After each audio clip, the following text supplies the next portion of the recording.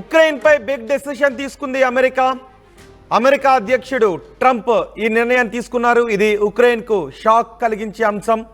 Ukraine కు అన్ని రకాల సాయాన్ని అందిస్తూ వస్తోంది అమెరికా. ఆర్థిక సాయాన్ని చేస్తోంది, రక్షణ రంగానికి కావాల్సిన సాయాన్ని చేస్తోంది.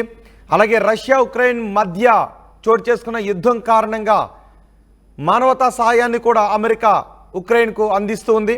అయితే మొన్న వైట్ హౌస్లో జరిగిన భేటీ తరువాత ట్రంప్ ఉక్రెయిన్ మధ్య విభేదాలు తలెత్తాయి, సంబంధాలు సన్నగిల్లాయి.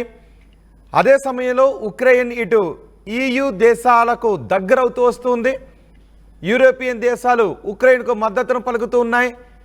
నార్వే లాంటి దేశం కూడా అమెరికాకు జలకిచ్చే ప్రయత్నం చేసింది.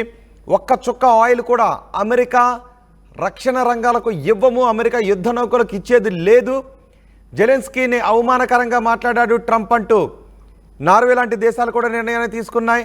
ఇటు యూరోపియన్ యూనియన్ దేశాలు జెలెన్స్కీకి దగ్గరవుతున్న పరిణామాలు చోటు చేసుకుంటున్న నేపథ్యంలో ట్రంప్ ఈ నిర్ణయాన్ని తీసుకున్నారు. ఉక్రెయిన్కు తాత్కాలికంగా సైనిక సాయాన్ని నిలిపివేస్తూ ట్రంప్ నిర్ణయాన్ని తీసుకున్నారు. రష్యాతో శాంతి ఒప్పందం కోసమే ఈ నిర్ణయాన్ని తీసుకున్నాను అని ట్రంప్ అంటూ ఉన్నారు.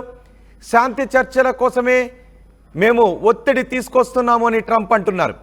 రష్యాతో యుద్ధం కోసం ఇప్పటికే ఉక్రెయిన్కు $1 బిలియన్ ఆర్థిక సాయాన్ని చేసింది అమెరికా. గన్స్ దగ్గర నుంచి మిసైల్స్, ఫైటర్ డ్రోన్స్, డబ్బు, ఇలా అన్ని రకాలుగాను సాయం చేస్తూ వస్తోంది. వైద్య సాయాన్ని కూడా అందిస్తూ వస్తోంది. అయితే ట్రంప్ జెలెన్స్కీ భేటీలో గొడవతో మొత్తం సీన్ మారిపోయింది.